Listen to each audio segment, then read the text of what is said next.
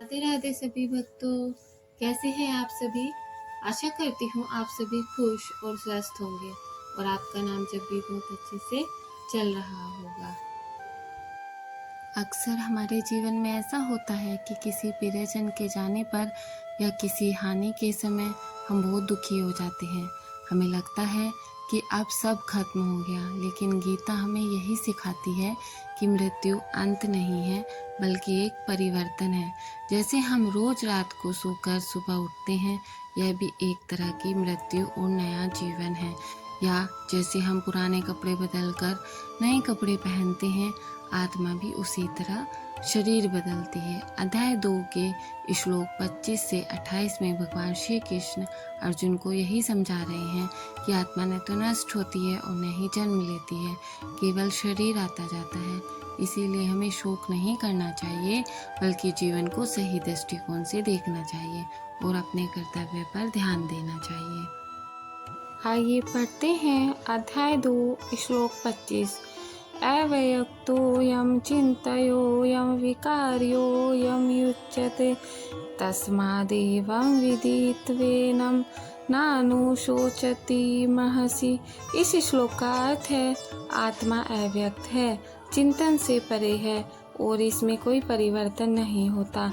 इसीलिए अर्जुन, तू इसके लिए शोक करने योग्य नहीं है। श्री कृष्ण अर्जुन को आत्मा का स्वरूप समझा रहे हैं। आइए पढ़ते हैं श्लोक 26। अथ चैनम नित्य जातम नित्यम वा मन्यसे मृतम तथापि त्वं महाबाहो नैवं शोचितुर्महसि। इस श्लोक का अर्थ है, और यदि तू आत्मा को नित्य जन्म लेने वाला और नित्य मरने वाला ही मान ले, तब भी तेरे लिए शोक करना उचित नहीं है। जैसे बिजली का बल्ब टूट जाए तो हम नया बल्ब लगा लेते हैं, पर बिजली वही रहती है। ठीक वैसे ही आत्मा नश्वर है, शरीर छोड़कर नया शरीर ले लेती है। भक्त जन जानते हैं शरीर तो अस्थायी है पर आत्मा शाश्वत है। इसीलिए सच्चा सुख शरीर में नहीं, आत्मा के परमात्मा से मिलन में है। जब हमें यह ज्ञान हो जाता है कि आत्मा अमर है तो मृत्यु का भय समाप्त हो जाता है। तब हम समझते हैं कि जो प्रियजन हमें छोड़कर जाते हैं वे वास्तव में कहीं गए नहीं हैं, केवल शरीर बदला है। इसीलिए संत कहते हैं, आत्मा का जन्म और मृत्यु नहीं, केवल देह का परिवर्तन होता है। श्लोक 27। जातस्य हि ध्रुवो मृत्यु ध्रुवं जन्म मृतस्य च तस्माद् परिहार्ये अर्थेन त्वं शोचितुर्महसि। इस श्लोक का अर्थ है, क्योंकि जो जन्मा है उसकी मृत्यु निश्चित है और जो मरा है उसका जन्म भी निश्चित है। इसीलिए जिस बात को बदला नहीं जा सकता उस पर शोक करना उचित नहीं है। श्लोक 28। अव्यक्तादीनि भूतानि व्यक्तमध्यानि भारत अव्यक्तनिधीनान्येव तत्र का परिदेवना।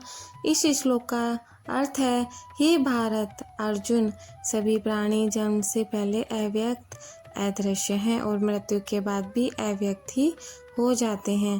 केवल बीच में ही वे प्रकट होते हैं।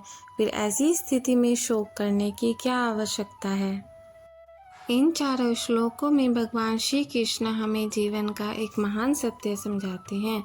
शरीर नाशवान है, लेकिन आत्मा नित्य, शुद्ध और अविनाशी है।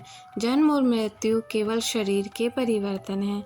जैसे कोई पुराने वस्त्र बदलकर नए वस्त्र पहन लेता है, वैसे ही आत्मा नए शरीर को धारण करती है। इसीलिए हमें मृत्यु से भयभीत होने या शोक करने की आवश्यकता नहीं है। गीता हमें यही सिखाती है कि हमें आत्मा की शाश्वतता को समझकर अपने कर्तव्य, अपने धर्म का पालन करना चाहिए और व्यर्थ के मोह और शोक में नहीं फंसना चाहिए। आप चाहें तो इन श्लोकों को अपनी आवाज़ में भी पढ़ सकते हैं। हम रोज श्रीमद् भागवत गीता का पाठ करते हैं। अध्याय 1 का पाठ हम कर चुके हैं, अब अध्याय 2 चल रहा है। अगर आप भी हमारे साथ जुड़ना चाहते हैं तो प्लीज़ चैनल को सब्सक्राइब करिए, वीडियो को लाइक करिए। राधे राधे।